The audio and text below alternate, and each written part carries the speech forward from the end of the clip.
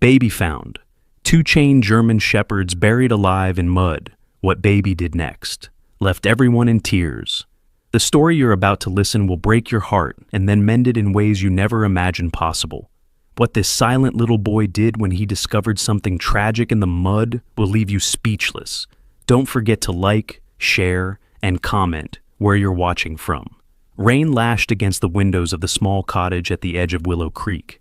Inside, Sophie Morgan gently brushed her son's hair away from his forehead as he pressed his face against the glass, watching the storm intensify. 5-year-old Noah hadn't spoken a single word in almost 8 months. Not since that terrible day when he'd watched his father's truck skid off the bridge during a flash flood. The doctors called it selective mutism, trauma-induced. Sophie called it heartbreak. "It's really coming down out there, isn't it?" she said softly, not expecting an answer. Noah simply pressed his small palm against the window, tracing the path of a raindrop with his finger. His eyes, deep brown like his father's, followed the swaying branches of the old oak tree in their yard. Sophie sighed and glanced at the clock. She needed to finish arranging the new shipment of lilies for tomorrow's display at Petals and Blooms, the flower shop where she'd worked since moving to Willow Creek 3 years ago. Before Noah's father, Daniel, had died. Before their world had shattered into a million tiny, irreparable pieces. "I'll be in the kitchen if you need me, sweetheart," she whispered, kissing the top of his head. Noah nodded slightly, his way of acknowledging her, but didn't turn around. These small gestures were how they communicated now. A nod, a point. Sometimes a drawing left on the kitchen table. Sophie had learned to read her son's silence like a language all its own. The cottage was small but cozy, with mismatched furniture and photos covering almost every surface. Daniel smiled from frames throughout the house, his presence still filling the spaces he had left behind. Sophie picked up a stack of bills from the counter and tucked them into a drawer. She'd deal with those tomorrow. Tonight, she just needed to get through arranging these flowers and maybe, just maybe, convince Noah to eat more than 3 bites of dinner. Outside, the wind howled, bending trees and rattling windows. Their cottage sat at the edge of Willow Creek, a small village where everybody knew everybody's business, where casseroles appeared on doorsteps during hard times, and where Sophie had found unexpected support after Daniel's death. Mrs. Peterson from next door watched Noah after school. The owner of the flower shop, Elizabeth, had given Sophie flexible hours. Even grumpy old Jenkins down the street had silently cleared their driveway after the last snowstorm. But none of them could reach Noah. Not even Sophie could break through the wall her son had built around himself. The sound of the kitchen timer pulled Sophie from her thoughts. She wiped her hands on her apron and went to check on the chicken soup simmering on the stove. "Noah, dinner in 10 minutes, okay?" she called out, stirring the pot gently. When no pattering of feet followed her announcement, Sophie wasn't surprised. Noah often got lost in his own world, especially during storms. He had always been fascinated by thunder and lightning, even as a baby. Daniel used to hold him up to the window during storms, narrating the weather like a sportscaster, making Sophie laugh until her sides hurt. "Noah," she called again, a bit louder this time. Still nothing. Sophie put down the ladle and walked back to the living room. The window seat where Noah had been perched was empty. Noah? A twinge of worry pricked at her chest. She glanced around the small room, then checked his bedroom. Empty. "Noah, this isn't funny. Where are you, sweetheart?" The silence that answered her sent a chill down her spine that had nothing to do with the draft seeping through the old windows. Sophie checked the bathroom, under the beds, in the closets, behind the couch. With each empty space, her heart beat faster. Noah would sometimes hide, but he always came out when she used her serious voice. "Noah!" Her voice echoed through the empty house. Thunder cracked outside, so loud it made the windows rattle. Sophie's eyes darted to the front door, and her heart stopped. It was slightly ajar, rainwater pooling on the welcome mat beneath it. "No, no, no," she whispered, rushing to the door and flinging it open. Rain immediately soaked her hair and clothes as she stepped onto the porch, eyes scanning the yard frantically. "Noah!" she screamed over the howling wind. Lightning flashed, illuminating the empty swing set, the garden shed, the path leading down to the main road. No sign of her little boy. Sophie ran back inside, grabbed her phone and raincoat, and shoved her feet into rubber boots. Her fingers trembled as she dialed Elizabeth's number. "Hello?" Elizabeth's warm voice answered. "It's Noah. He's gone." The door was open. Sophie couldn't string together a coherent sentence as she pulled on her raincoat. "Sophie, slow down. What's happened?" "Noah's missing. He must have gone outside during the storm. I need help finding him." Tears mixed with raindrops on her cheeks as she grabbed a flashlight from the drawer. "I'm calling Sheriff Davis right now. Stay on the line. Where do you think he might have gone?" Sophie stepped back onto the porch, shining her flashlight into the darkness. "I don't know. He wanders sometimes, but he always comes back quickly. He's never gone out during a storm before." Lightning split the sky again, and in its brief, harsh light, Sophie spotted something that made her blood run cold. Small footprints in the mud, leading away from the house, toward the old forest that bordered their property. "The woods," she whispered. "I think he went into the woods." "Don't go alone, Sophie. Wait for backup." But Sophie had already hung up, shoving the phone into her pocket as she sprinted across the yard, following the tiny footprints that were quickly filling with rainwater. The Willow Creek forest was ancient and dense, with massive trees whose canopies created a labyrinth of shadows even in daylight. Now, in the storm, it was a nightmare landscape of thrashing branches and impenetrable darkness, broken only by flashes of lightning and the beam of Sophie's flashlight. "Noah!" she screamed, her voice lost in the roar of the storm. The rain was coming down in sheets now, making it almost impossible to follow the footprints.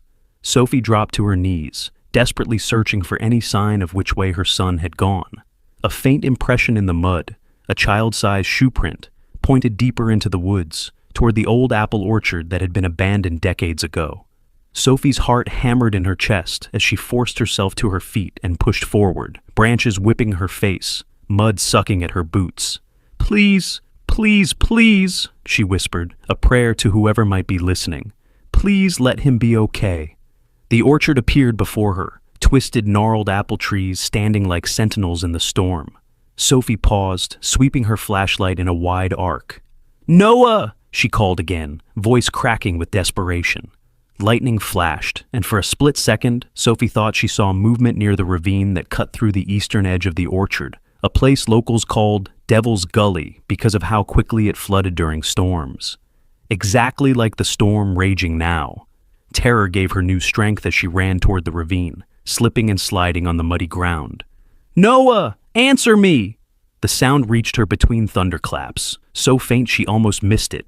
Not a child's voice, but a bark. Weak, distressed, but unmistakable. Sophie reached the edge of the ravine and pointed her flashlight down. The beam caught something that made her gasp, a small, mud-covered figure halfway down the steep slope, on his knees, digging frantically at something in the ground. "Noah!" Sophie didn't hesitate. She scrambled down the slippery incline, nearly falling several times before reaching her son. "Noah! Oh my God!" She grabbed his shoulders, spinning him to face her. His clothes were soaked, his face and hands coated in mud, his eyes wide with urgency and something else, a fierce determination she hadn't seen since before Daniel died. Noah struggled against her grip, trying to turn back to whatever he'd been digging at.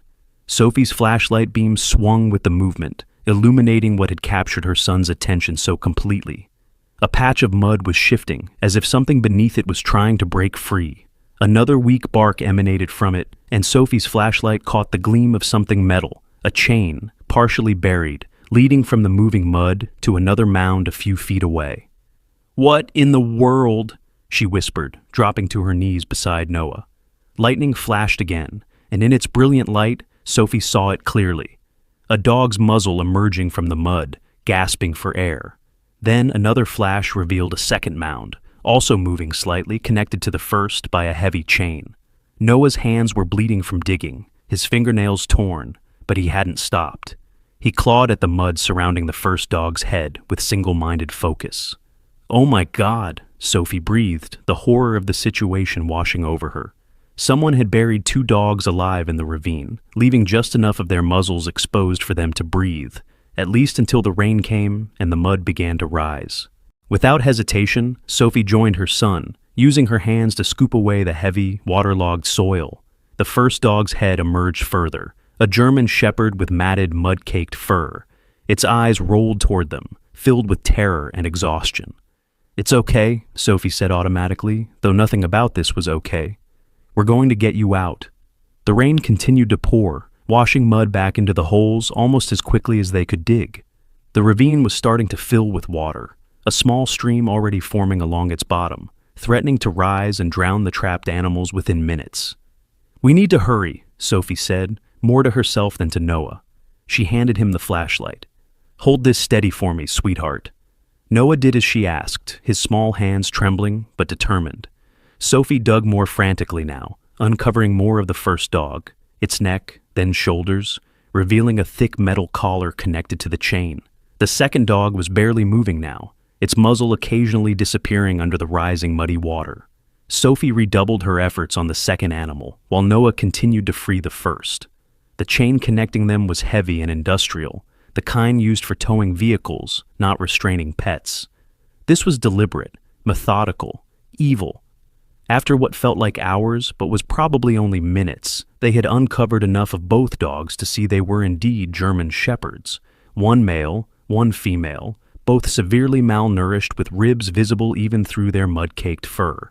The female's leg was bent at an unnatural angle, clearly broken. The male had a gash across his muzzle that looked fresh and deliberate. A wave of nausea hit Sophie as the reality of what they'd stumbled upon sank in. Someone had done this on purpose. They'd brought these dogs out here, chained them together, hurt them, and buried them alive to die slowly as the storm washed mud into their airways. "We need to get them out of here completely," Sophie said, looking around for something, anything that might help them. The chain was secured by a heavy padlock. She couldn't break it, and they couldn't carry the dogs out separately while they remained connected. Noah tugged at her sleeve, then pointed urgently up the ravine.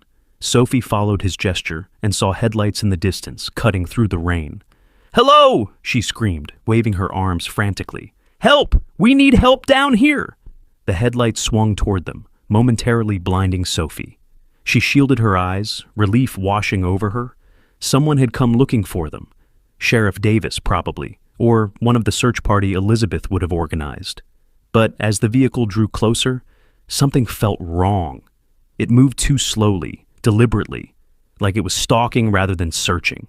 The headlights went dark suddenly, plunging them back into the storm's darkness. "Hello," Sophie called again, uncertainty creeping into her voice. Noah tugged at her sleeve again, harder this time. When she looked down, she saw naked fear in his eyes. Not the frantic worry of before, but a new instinctive terror. He shook his head violently. "What is it?" Sophie whispered, pulling him closer. The male German shepherd, though still partially trapped in mud, had raised his head. His ears were forward, body tense despite his weakened state. A low growl rumbled from his throat, not directed at Sophie and Noah, but at whatever lurked at the top of the ravine. Sophie's instincts screamed danger. She clicked off the flashlight, plunging them into darkness, and pulled Noah against her. "Don't make a sound," she whispered into his ear, though she knew he wouldn't anyway. For a long, terrible moment, they crouched in the rising water and mud, listening to the storm rage around them and the labored breathing of the two dogs. Then, almost lost in the sound of rain, came the click of a car door opening. Footsteps. Another click as the door closed. Sophie held her breath, straining to see through the darkness. Lightning flashed, and for a split second, she glimpsed a figure at the top of the ravine, tall, wearing dark clothing, standing perfectly still, looking in their direction. Then, darkness again. The female German shepherd whimpered softly, struggling weakly against the chain. The male's growl deepened, though he could barely lift his head now. Noah's fingers dug into Sophie's arm, and when she looked down, she could just make out his face in the darkness. He pointed first at the dogs, then at himself, then made a lifting motion with his arms. "We can't carry them," Sophie whispered. "They're too heavy and still chained." Noah shook his head frantically, then made a sliding motion with his hands. Sophie's eyes widened as she understood.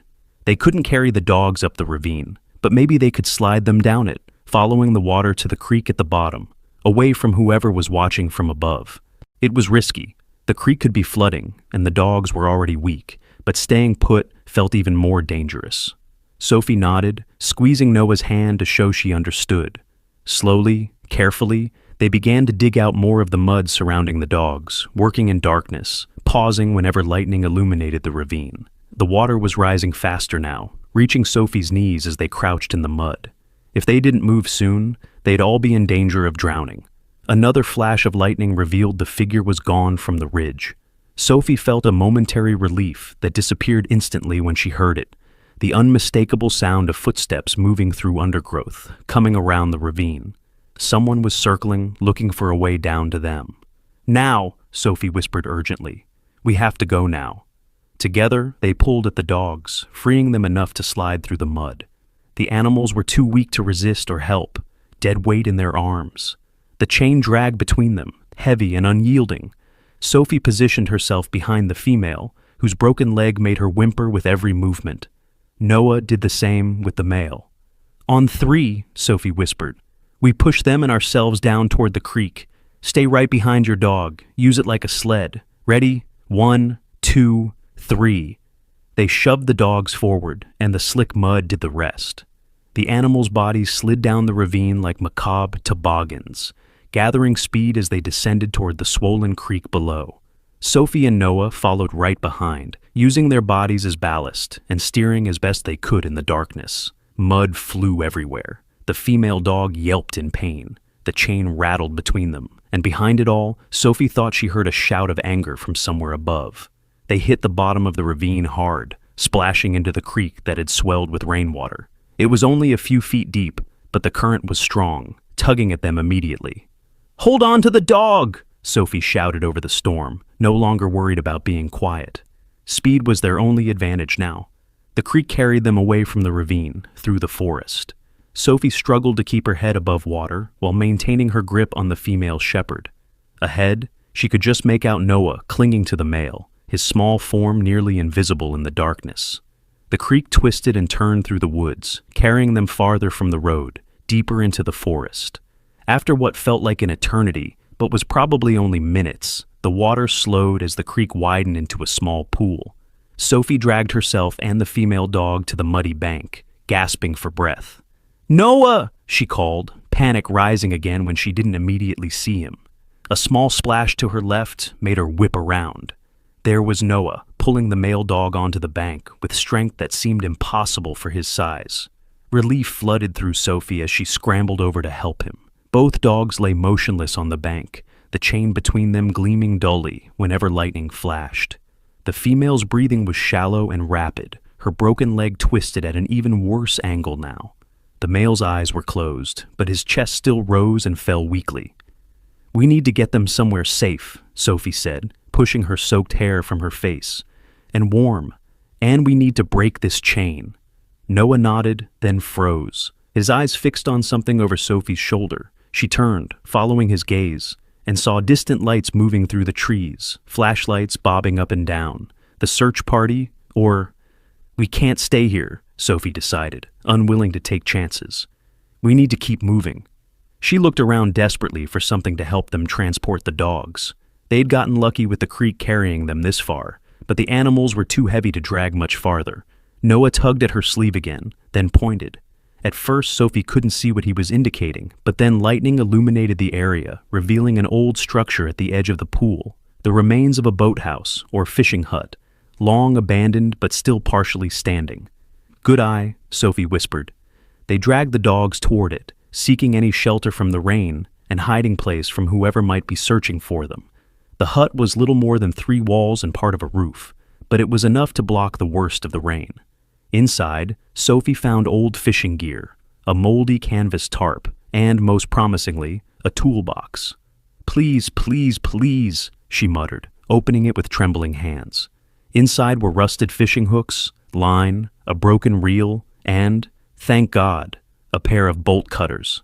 "Noah, help me position the chain," Sophie said, grabbing the bolt cutters. They were old and rusty, but might be their only chance at freeing the dogs. The chain was thick and industrial grade. Sophie positioned the bolt cutters and squeezed with all her might. The handles dug into her palms painfully, but the chain held. She tried again, grunting with effort. A small hand joined hers on the handles. Noah pushed down alongside her, his face set with determination. "Together," Sophie said. 1, 2, 3. They both pushed with everything they had. For a moment, nothing happened. Then, with a loud snap, the the chain broke. "We did it," Sophie gasped. The dogs were still connected to separate sections of chain, the heavy collars locked around their necks, but at least they were no longer bound to each other. It would make moving them easier. Outside, the storm was beginning to ease slightly. The rain had lessened, and the gaps between lightning and thunder were growing longer. But with the improving weather came greater visibility and greater danger if someone was still searching for them. "We need to get back to the house," Sophie said, thinking quickly. "But not by the road or the usual paths." Noah nodded, then pointed to the tarp. Sophie understood immediately. They could use it as a makeshift stretcher for the dogs. They spread the tarp on the ground and carefully moved both shepherds onto it. The dogs were so weak they barely reacted, their eyes dull with pain and exhaustion. Sophie's heart ached at their condition, anger flaring at whoever had done this to them. "Okay, we each take an end," Sophie said, grabbing one corner of the tarp.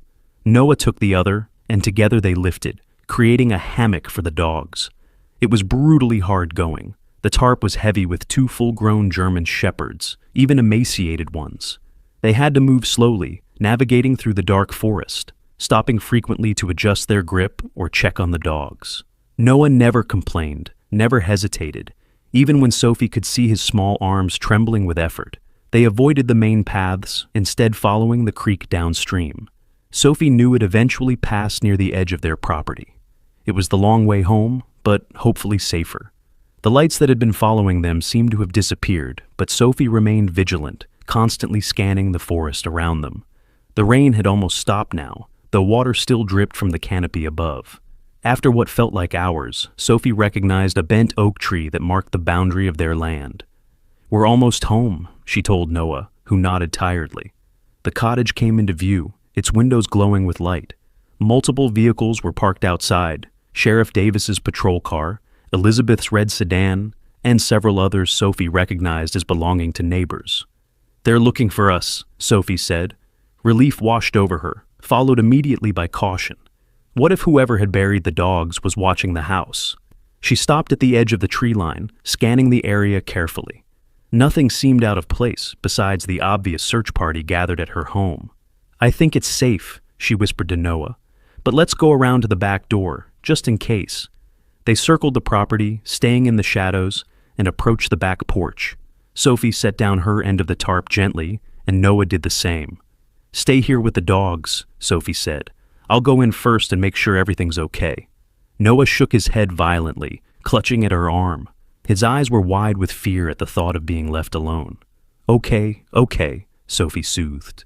"We'll all go together." She picked up her end of the tarp again, and they dragged the dogs up the back steps. Sophie balanced the tarp with one hand while she knocked on the door with the other. Almost immediately it flew open. Elizabeth stood there, her face lined with worry that transformed into shock as she took in the sight before her. Sophie and Noah, soaked and mud-covered, with 2 half-dead German shepherds on a filthy tarp. "My God, Sophie! We've been looking everywhere for—" What on earth happened? Elizabeth stepped back to let them in, her eyes never leaving the dogs. "Call Dr. Harris," Sophie said, referring to the local veterinarian. "Now, these dogs need immediate help." As they dragged the tarp into the kitchen, Sheriff Davis appeared in the doorway, radio in hand. "Morgan, where the hell have you two been? We've had search parties combing—" He stopped mid-sentence, staring at the dogs. "What in God's name?" "Someone buried them alive in Devil's Gully," Sophie said, her voice shaking with exhaustion and anger. "Chained together. Left them to drown in the storm." The sheriff's face hardened. He raised his radio. "I need Dr. Harris at the Morgan place. Now, animal abuse case. Life-threatening." Elizabeth had already grabbed towels and was gently trying to clean some of the mud from the female dog's face. "Who would do such a thing?" she whispered. Noah hadn't left the male dog's side. He sat on the floor next to him, one small hand resting on the dog's mud-caked fur. For the first time, Sophie noticed something clutched in Noah's other hand, a broken piece of metal that must have come from the chain when they cut it. "Noah, what's that?" she asked quietly. He opened his palm, revealing what looked like a tag or a medallion. Sophie took it carefully, wiping away the mud with her thumb. There was an engraving, not a name, but a symbol. A triangle inside a circle, with what looked like letters or numbers beneath it, too caked with mud to read. Sheriff Davis leaned over her shoulder. "Let me see that." He took the medallion, examining it under the kitchen light. "This isn't a regular dog tag." "What is it?" Sophie asked. Before he could answer, headlights swept across the front of the house. A car door slammed, followed by hurried footsteps on the porch. Dr. Harris burst in, medical bag in hand. "Where are they?" He stopped abruptly at the sight of the two shepherds on Sophie's kitchen floor. Jesus Christ! He knelt immediately, pulling supplies from his bag. "What happened to them?" As Sophie repeated the story, Dr. Harris examined both dogs, his face growing grimmer by the minute. The female's leg is definitely broken, multiple fractures by the feel of it, and not from an accident. This was done deliberately. He moved to the male. "This one's in shock, severe dehydration, probable internal injuries." "Will they make it?" Sophie asked, holding Noah's shoulders tightly. Dr. Harris didn't answer immediately, continuing his examination. "They need IVs, antibiotics, X-rays, possibly surgery." He looked up at Sophie. "I need to get them to my clinic right away." Sheriff Davis nodded. "I'll help you load them into your truck." As they prepared to move the dogs, Noah suddenly lunged forward, placing himself between the adults and the animals. He shook his head frantically. "Noah, sweetheart, they need medical care," Sophie said gently. "Dr. Harris is going to help them." Noah didn't budge. Instead, he pointed at the female dog's collar, then at his own neck, making a circular motion with his finger. "The collars?" Dr. Harris asked. "Yes, we'll remove those at the clinic." Noah shook his head again, more insistently this time. He mimed inserting something into the collar, then made a scanning motion. Dr. Harris's eyes widened. "Smart kid. You think there's something in the collar?" He ran his fingers carefully around the female's neck, feeling under the heavy metal. "There's definitely something embedded here." Sheriff Davis leaned in. "Like a tracking device?" A chill ran down Sophie's spine. If the dogs had trackers, whoever had buried them could find them again. "We need to remove them now," she said urgently. Dr. Harris nodded, pulling tools from his bag. "Hold her steady," he instructed Elizabeth, who knelt to help. With careful precision, he located a small panel on the collar and pried it open. Inside was a black device no bigger than a stamp. Dr. Harris extracted it, then repeated the process with the male's collar. "I've never seen anything like this," he muttered, examining the devices. "These aren't standard pet microchips." Sheriff Davis took one, turning it over in his hand. "This is military-grade tracking tech, not something you can buy at a pet store."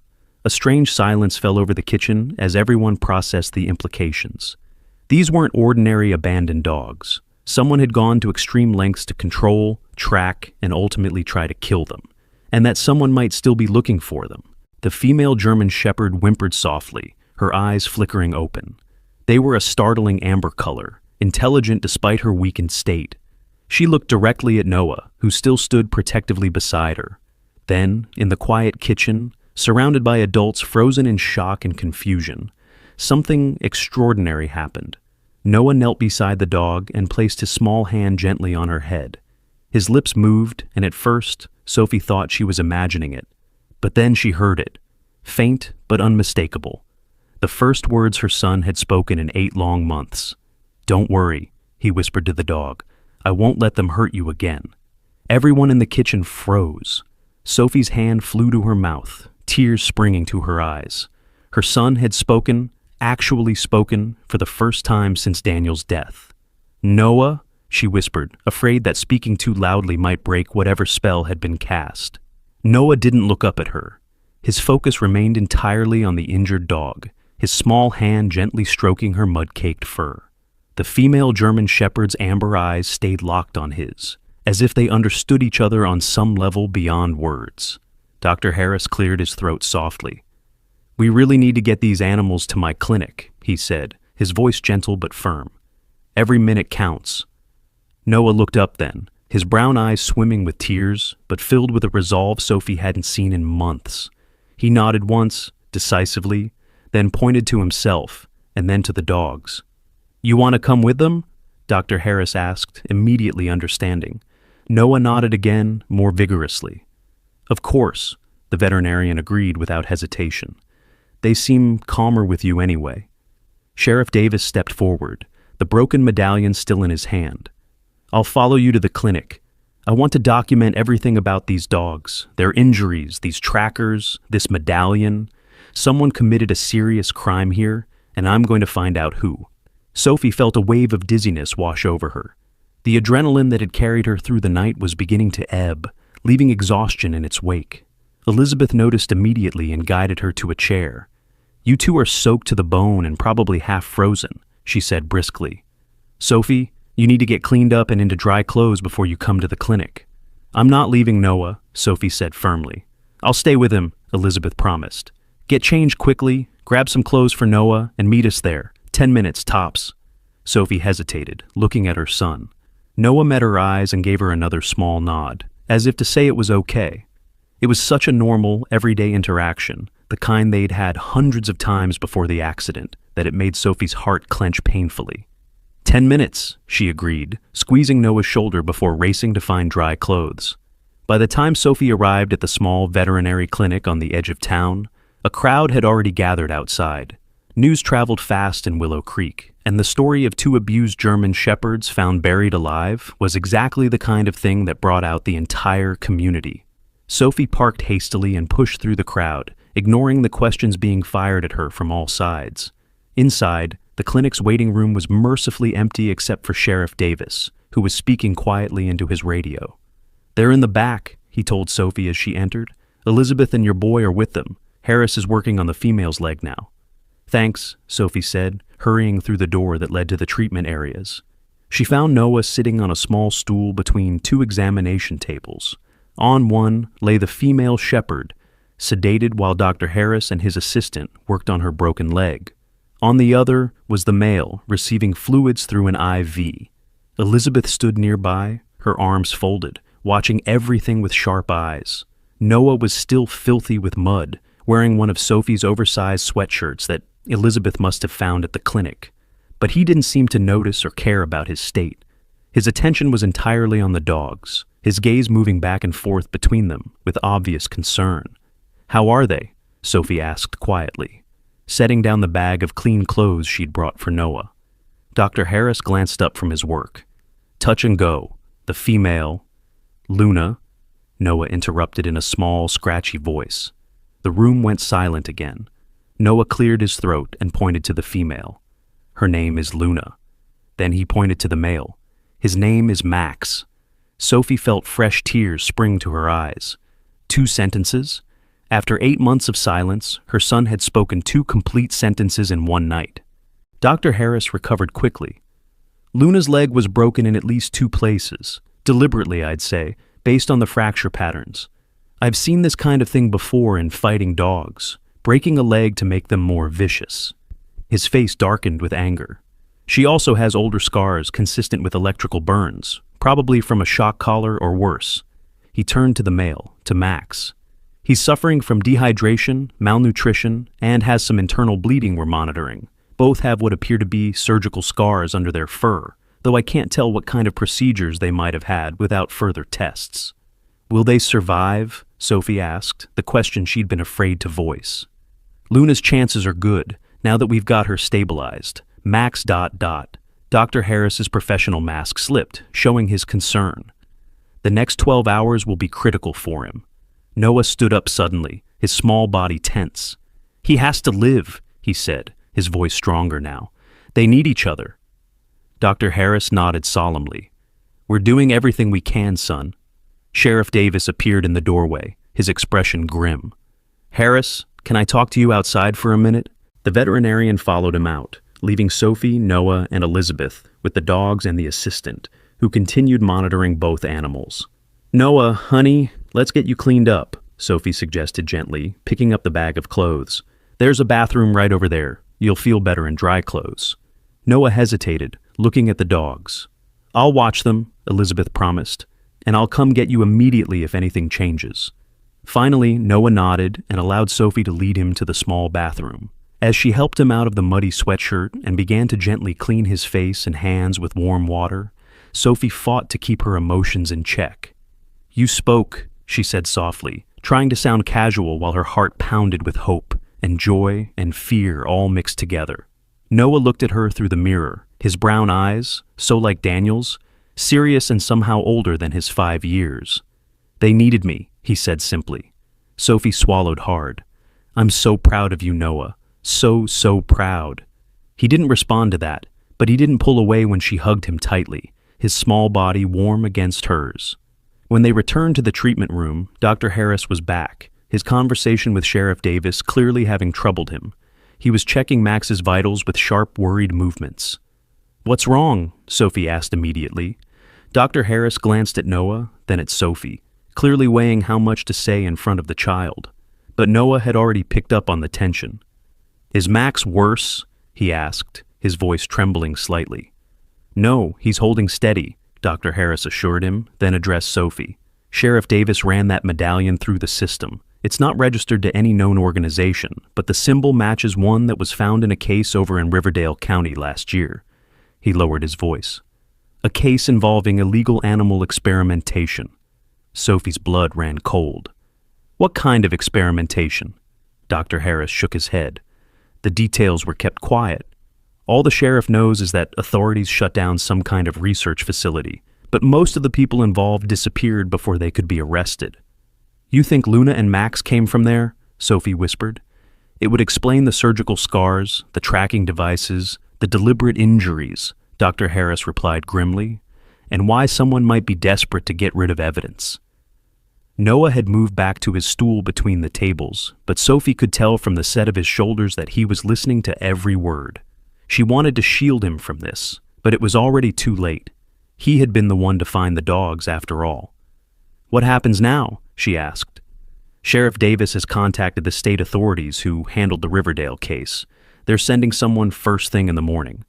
Dr. Harris checked his watch. "Which is only a few hours from now." "And the dogs? What happens to them?" "That will be up to the authorities, I imagine," Dr. Harris said carefully. "If they're evidence in an ongoing investigation—" "No," Noah said suddenly, his voice firm despite its softness. "They're not evidence. They're Luna and Max." Dr. Harris looked uncomfortable. "Son, I understand how you feel, but—" "We protect them," Noah interrupted, standing up. "We promised." Sophie put her hand on Noah's shoulder. "We'll do everything we can," she assured him, then looked at Dr. Harris. "Is there any way we can foster them, at least until they're recovered? They've been through enough without being put in cages somewhere." Before Dr. Harris could answer, a commotion erupted from the waiting room. Raised voices, heavy footsteps, the sound of Sheriff Davis trying to calm someone down. "Stay here, Doctor," Harris ordered, heading for the door. But before he reached it, it swung open. A tall man in a crisp black uniform stepped in, flanked by Sheriff Davis, who looked both annoyed and uncertain. The stranger was in his 40s with close-cropped hair and the rigid posture of someone with military training. On his chest was a badge Sophie didn't recognize, silver with a logo that looked vaguely governmental. "Dr. Harris?" the man said, his voice clipped and professional. "I'm Agent Reeves, Canine Recovery Unit. I understand you've located 2 of our missing assets." "Canine Recovery Unit?" Dr. Harris repeated, skepticism evident in his tone. "I've never heard of such an agency." The man, Agent Reeves, smiled thinly and produced an ID card from his pocket. "We're a specialized division tasked with recovering high-value canine assets used in government work. Those 2 German Shepherds were part of a training program that suffered a security breach last month." Sheriff Davis frowned. "I've already contacted the state authorities about—" "I'm afraid there's been some confusion," Reeves interrupted smoothly. "This is a federal matter, not state. I have the paperwork here authorizing the immediate transfer of these animals to our facility." He held out a folder filled with official-looking documents. Sophie felt Noah's body go rigid under her hand. He was staring at Agent Reeves with undisguised suspicion and fear. Dr. Harris took the folder, but didn't open it immediately. "These dogs have severe injuries consistent with abuse. The female has a broken leg that I've just set. The male is in critical condition. Neither can be transported safely right now." Reeves's expression hardened slightly. "I understand your concern, Doctor, but we have specialized medical facilities for our K9s. They'll receive the best care possible." "How did you find out they were here?" Sophie asked suddenly. We only discovered them a few hours ago. Reeves turned his cool gaze on her. We've been tracking them since they went missing. Our dogs are microchipped. You mean those tracking devices we removed from their collars? Dr. Harris asked pointedly. A flicker of something, annoyance, worry, crossed Reeves's face before his professional mask slipped back into place. Collar trackers are standard backup to internal microchips. And the chains? Sophie pressed. Is it also standard procedure to chain your dogs together and bury them alive in a ravine during a storm? Reeves's eyes narrowed. Ms. Morgan, Sophie Morgan. Ms. Morgan, I understand you're upset by what you've seen, but I assure you we did not harm these animals. They were stolen from our facility by activists who apparently decided they couldn't handle them and abandoned them in that ravine. We've been searching for them ever since. Noah was trembling now, either with fear or rage. Sophie couldn't tell which. His eyes never left Reeves, tracking his every movement like a prey animal watching a predator. Luna, still sedated on the examination table, suddenly whimpered in her sleep. At the sound, Max lifted his head weakly from the other table, his ears twitching in her direction. Reeves took a step toward them, and Max's reaction was immediate and shocking. Despite his weakened state, he bared his teeth in a silent snarl, the fur on his neck rising. Interesting, Reeves murmured, more to himself than anyone in the room. The bonding protocol was successful. Dr. Harris stepped between Reeves and the dogs. As I said, neither animal is stable enough for transport. As their attending veterinarian, I cannot authorize their release at this time. Reeves's face hardened further. Doctor, these are federal assets worth hundreds of thousands of dollars in training and development. I have the authority to... To what? Sheriff Davis interrupted. To remove evidence from an active investigation into animal cruelty? Because that's what we have here, Agent Reeves. He stepped forward, deliberately placing himself shoulder to shoulder with Dr. Harris. Until I hear differently from my superiors, these dogs are staying right where they are. The tension in the room was palpable. Reeves looked from Sheriff Davis to Dr. Harris, then to Sophie and Noah, calculating. Finally, his gaze settled on the dogs. Very well, he said, his tone clipped. I'll contact my superiors to sort out this jurisdictional misunderstanding. In the meantime, I'll wait outside. He turned to leave, then paused, looking back at Sophie and Noah. I'd advise you not to get too attached. These are not pets. They're specially bred and trained for work that civilians couldn't begin to understand. After he left, the room remained silent for several long moments, everyone processing what had just happened. I don't like this, Sheriff Davis muttered. That badge and ID looked official, but something's off. Dr. Harris nodded grimly. Those papers he tried to give me, they didn't mention anything about Luna being pregnant. Pregnant? Sophie echoed, surprised. The veterinarian nodded. It's early stages, probably why he didn't notice. But she's definitely carrying puppies. Explains why they didn't just let her die. She's valuable as a breeder. Noah had moved to Luna's side and was gently stroking her head. She was protecting them, he said softly. That's why she fought so hard to stay alive.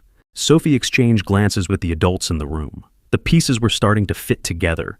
A secret research facility, specialized breeding, tracking devices, a mysterious agent from an agency none of them had heard of before. I'm calling Judge Thompson, Sheriff Davis decided. We need an emergency protection order for these animals until we figure out what's really going on. I'll stay with them, Doctor, Harris said. My assistant and I will monitor them in shifts. He looked at Sophie and Noah. You two should go home and get some rest. It's been a hell of a night. Sophie knew he was right. Noah was swaying slightly on his feet, exhaustion finally catching up with him. But the thought of leaving Luna and Max with that man lurking outside... Agent Reeves won't get near them, Sheriff Davis promised, reading her concern. I'll have one of my deputies stationed here until further notice. Noah tugged at Sophie's sleeve, then pointed to Luna and made a gesture like he was feeding a baby. I think he's asking if we can come back to help with the puppies when they're born, Sophie translated, amazed at how easily she still read her son's nonverbal communications, even though he'd started speaking again.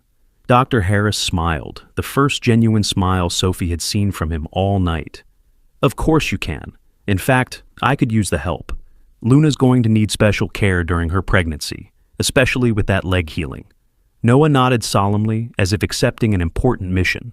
Then he leaned down to whisper something in Luna's ear that Sophie couldn't hear. As they prepared to leave, Sheriff Davis pulled Sophie aside. "Keep your doors locked when you get home," he said quietly, "and call me immediately if you see or hear anything suspicious." Sophie swallowed hard, the weight of the situation pressing down on her. "You don't think he'd—" "I don't know what to think," the sheriff admitted. "But those dogs are obviously important to someone with resources and connections. Until we know exactly what we're dealing with, better safe than sorry." Noah was reluctant to leave, but eventually allowed Sophie to lead him out through a back entrance, avoiding both the crowd out front and, more importantly, Agent Reeves. Elizabeth drove them home, insisting on checking the house before leaving them alone. "I'll be back first thing in the morning to take you to the clinic," she promised. "Try to get some sleep." But sleep was elusive.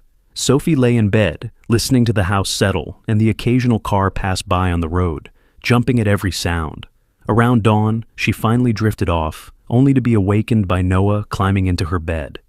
"Bad dream," she murmured, automatically making room for him beside her. "We need to protect them," Noah said, his voice clearer now with use. "The man in black wants to hurt them again." Sophie pulled him close. "Sheriff Davis won't let that happen, and neither will we." Noah looked up at her, his eyes serious. "Promise?" "I promise," Sophie said, meaning it with every fiber of her being. Whatever was going on, whatever danger might come, she would not let Noah down. Not when he was finally finding his voice again. They dozed fitfully until Elizabeth arrived, bringing fresh coffee and pastries from the local bakery. "How are our heroes this morning?" she asked cheerfully, though Sophie could see the worry behind her smile. Noah was already pulling on his shoes. "We need to go see Luna and Max," he said, his voice still small but growing more confident with each word. The veterinary clinic was quieter this morning, the crowd from last night having dispersed. Deputy Miller nodded to them from his post by the door as they entered. "All quiet," he reported. "That Reeves fellow left around 3 a.m., said he'd be back with clarification from his superiors." The deputy made air quotes around the last words, his skepticism clear. Dr. Harris looked exhausted but pleased when they found him checking on the dogs. "Luna's doing well," he announced. "The break is clean, and she's young and otherwise healthy. Good odds for a full recovery." "And Max?" Sophie asked anxiously, noticing the male shepherd was still hooked up to IVs. "Stabilized overnight. His internal bleeding has stopped. He's not out of the woods yet, but I'm cautiously optimistic." Noah went straight to Max, placing his small hand on the dog's head. Max's eyes opened, focusing immediately on the boy. His tail thumped weakly against the table. "He remembers you, Doctor," Harris said, sounding impressed. "That's a good sign." Luna was awake too, watching Noah with those intelligent amber eyes. When he moved to her side, she tried to lift her head to nuzzle his hand. "Easy, girl," Dr. Harris cautioned. "That leg needs to stay still." Noah gently stroked her head, then looked at the veterinarian. "When will the puppies come?" "Not for a while yet. She's only a few weeks along." Sophie watched her son with the dogs, marveling at the transformation. The silent, withdrawn child of yesterday was gone, replaced by a boy with purpose and determination. All because of two abused German shepherds who needed him as much as he needed them. A commotion from the front of the clinic shattered the peaceful moment. Raised voices, then Deputy Miller's authoritative tone. "Sir, you can't go back there without—" The treatment room door burst open. Agent Reeves stood there, but he wasn't alone. Behind him were two men in similar black uniforms, both large and imposing. "Dr. Harris," Reeves said, his voice colder than it had been the night before. "I have the authorization here." He held up an official-looking document with multiple signatures and seals. "These animals are to be remanded to federal custody immediately." Sophie instinctively moved to Noah's side, placing herself between him and the men. "Sheriff Davis said—" "Sheriff Davis has been informed that this is now a federal matter," Reeves cut her off. "My men will tranquilize and transport the subjects." Noah's arms went around Luna's neck protectively. "No!" he shouted, his voice stronger than Sophie had heard it in nearly a year. "You won't take them." Reeves's expression didn't change, but his eyes hardened as they fixed on Noah. "Step away from the dog, son."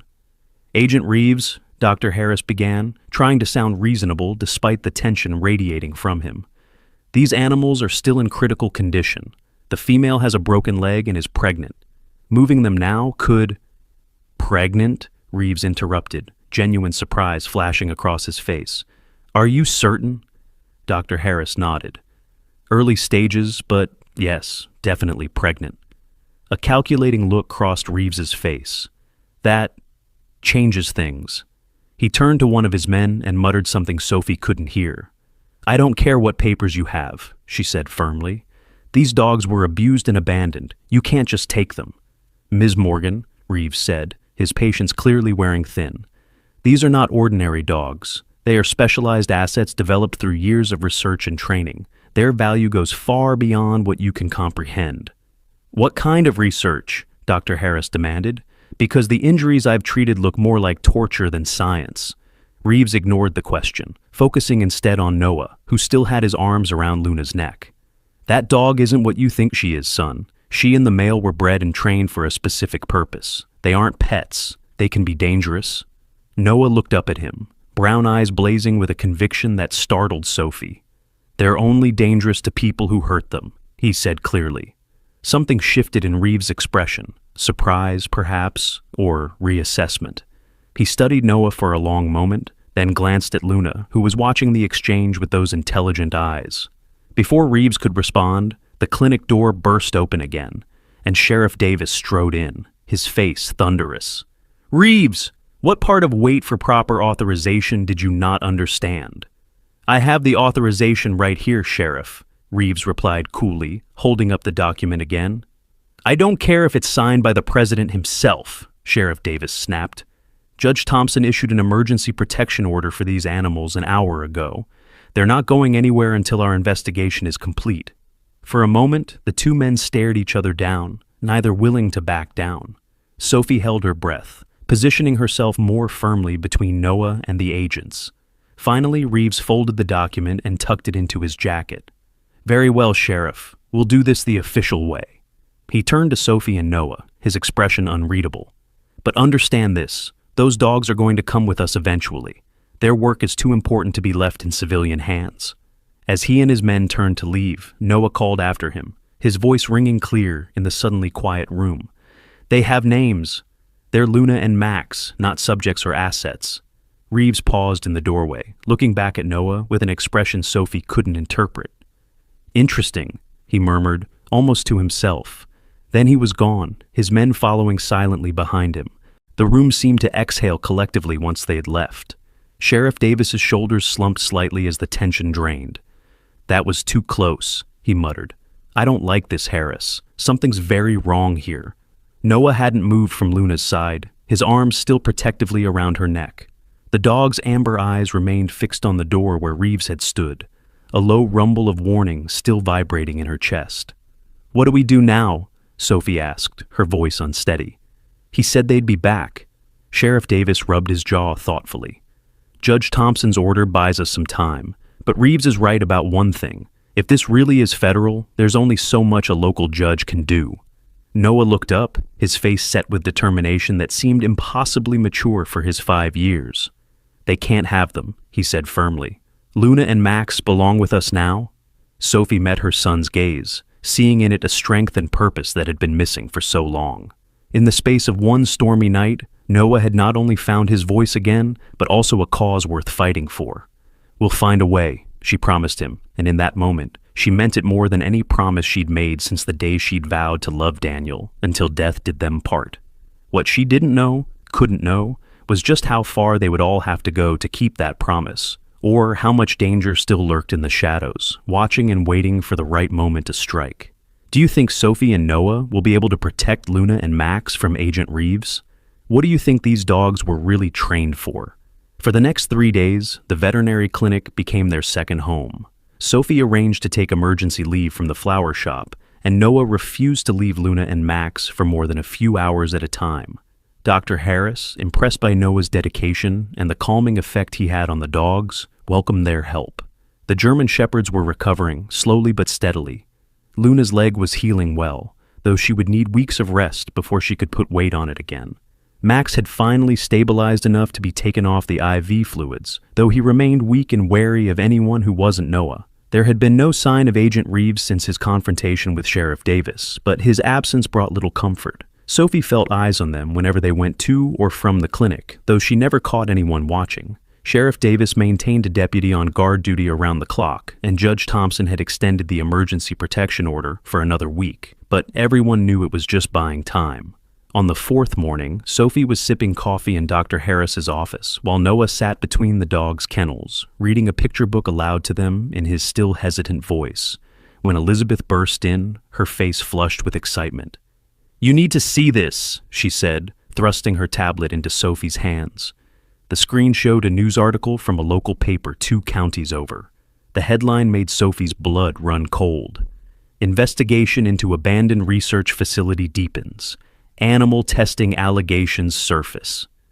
"Scroll down," Elizabeth urged. Sophie did, scanning quickly. The article detailed an ongoing investigation into a private research facility called NeuroCorp that had been shut down 8 months earlier.